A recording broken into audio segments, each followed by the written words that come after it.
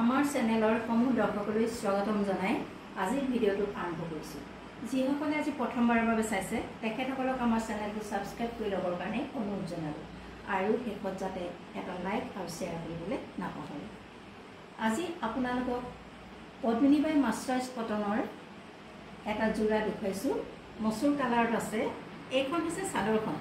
এইখন চাওক, গোটেইখন খুলি দিয়া নাই।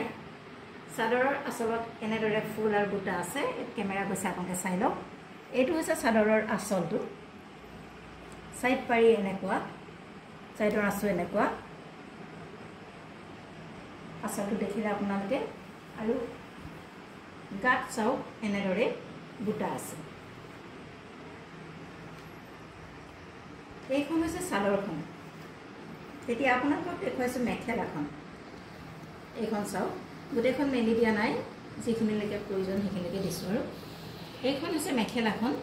মেখেলাখনৰ পাৰি এনেদৰে আছে আৰু দুলাইন বুটা দিয়া আছে। বুটাৰ কালাৰ কেনেকুৱা আপোনালোকে চাই লওক।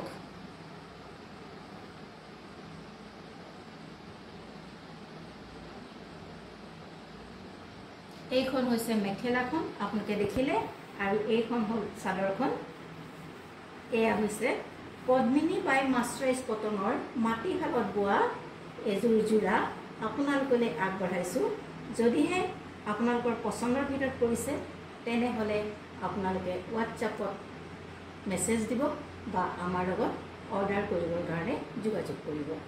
এয়া চাওক, মাটিশালত বোৱা পদ্মিনী বাই মাষ্টাৰ্ছ কটনৰ এটা যোৰা পচন্দৰ ভিতৰত পৰিলে আপোনালোকে আমাৰ লগত যোগাযোগ কৰিব, যিটো নাম্বাৰ স্ক্ৰীণত দিয়া আছে। হোৱাটছআপত আপোনালোকে মেছেজ কৰিব পাৰে আৰু ডাইৰেক্ট আমাক কল কৰিও আপোনালোকে অৰ্ডাৰ দিব পাৰে।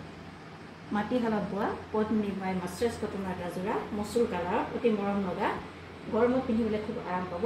এই যোৰাটো আপোনালোকলৈ আগবঢ়ালোঁ। পচন্দৰ ভিতৰত পৰিলে আমাৰ লগত যোগাযোগ কৰিব বুলি আশা কৰিলোঁ।